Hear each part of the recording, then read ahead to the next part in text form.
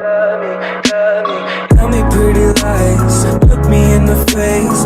Tell me that you love me, even if it's fake. Okay guys, Fibbers Fishing here, back with another YouTube video guys. And today I'm going to be teaching you guys how to use a baitcaster.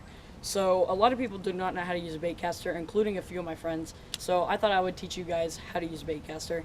It is really not that hard, it's just getting the trick to it, and it's pretty simple. So today I'm going to be teaching you guys how to learn how to use a baitcaster. I'm not going to be doing much fishing this year, or this month, so it's a perfect time to learn how to use a baitcaster. So first step, what I would do is make sure before you guys do anything, line up your spool and make sure the line is very tight. Make sure it's not like crooked or anything like that.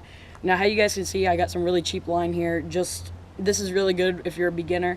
Now is probably you're gonna backlash a little bit more, but at least you don't spend that much money on line or waste it, because you're gonna be getting a lot of backlashes.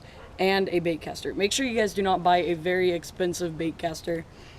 Because if you buy a very expensive baitcaster, then you're going to be wasting money if you guys quit or don't know how to learn, or you can't learn how to use it. So this is a baitcaster that I bought before, but this is not the one that I've learned how to use a baitcaster.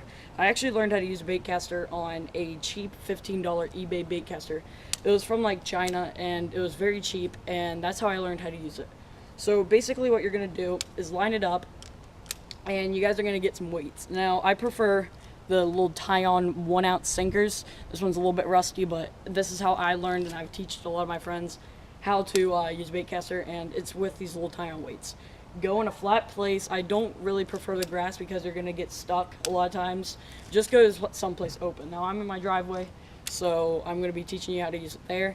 And make sure your brakes, if you're first starting out, you never used one, on 10. On the lowest you can go. Now I have lost my cap to my baitcaster. I have them on other baitcasters. If you can see, I lost my cap right there. Make sure you turn that to where it just slowly falls. Okay, so what you're going to do after that is basically just cast it. Now what you're going to do is make sure you have your finger on the spool. Now, I mean, obviously, because this is a open reel, it has brakes, but it's not going to automatically stop. So if you hit something, I'm going to do it very slow here. Just going to bird nest, and it's just going to keep on going, and then when you pull, just bird's nest. So that's basically what's going to happen. Imagine your lure hitting the water, and you're not even touching it. It's just going to explode on you. So that's what's called a bird nest or backlash, whatever you want to call it. But basically, do not cast overhead immediately. If you can, that's good for you, but honestly, I wouldn't prefer it, because when I first started how to use a baitcaster, I did not know how to cast it overhead, and it took me a while. I was just sitting there one day, and I just cast it overhead, and I actually casted, and it made me feel really happy, and I just kept on doing it, and I actually learned. But what you're going to first start is twist your rod to the side and just side cast it. Now, when your lure, or in this case your sinker, is about to hit your target, start to slowly apply tension until your finger basically stops it. Now, when your finger should stop it, now you're not going to get perfect timing. You're probably going to cast, and then you're going to immediately hit it just because you're worried. That's when you want to release pressure. And I honestly probably didn't cast it until my at least 20th cast, because I just kept on not even casting. I just held it the entire time. So make sure you learn how to do that. Make sure you learn how to cast right. And literally right when it's about to hit the water, or in this case, grass, concrete, whatever you're trying to practice on, make sure you start to apply tension until it's fully at a stop. Next tip I have is how to adjust your brakes. Now, after you master and you don't get any backlashes on that one setting, turn it down. And also turn your bearings a little bit down.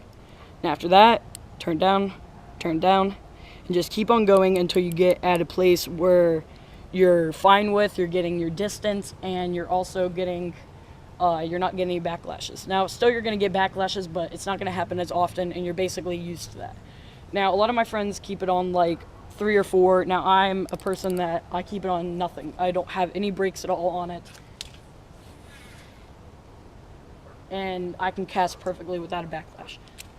Now, every once in a while, you do get a backlash, but it'll probably take you at least, honestly, if you guys are out here, do a setting every 50 casts to make sure you at least have it. I probably practiced with a Baitcaster for a week, and then I got down to 5. So it depends how you're doing it. If you're really good at it, then go faster. If you're really like slow at it and you need more help, go slower. So basically, this tip should help you out with this sinker, and just cast it around your yard or anything like that. Now, next thing how you guys are gonna do, or next thing you guys are probably wondering, is how do I line a baitcaster? Because a lot of people do not know how to line a baitcaster. So let me get a baitcaster really quick. A lot of people do not know how to line them. Basically, the baitcasters, they have holes in them. Right there, if you guys can see that. You put the line through one of the holes and then back out the other, like let's say you put it in this hole and then that hole. Pull it out, you tie a good knot so your lure doesn't come off, and put enough line until it hits the side where it's not up here. Now go a little bit lower. Now go a little bit lower so you don't waste that much line, but when you're first practicing, probably get at least 10, 15, 20 yards of line. So, or if you put a whole spool, make sure you put tape at some certain part of the line. That'll help you if you do backlash.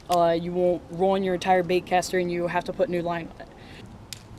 And another tip is, when you guys are lining up your reel, make sure you do not put braid on there. It doesn't really matter. Braid is honestly a little bit easier to use on a baitcaster, which it kind of sounds stupid because I'm telling you to put a harder line on there.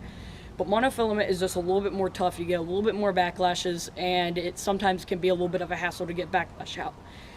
But basically that will teach you, and if you master monofilament, how to cast monofilament or fluorocarbon, then basically you can cast braid, because braid is one of the easier lines to cast, and if you already have this down and this is a harder one, then basically you'll be good to go with braid. Or if you use braid and then you master that, and then you're probably going to have a little bit of trouble with monofilament.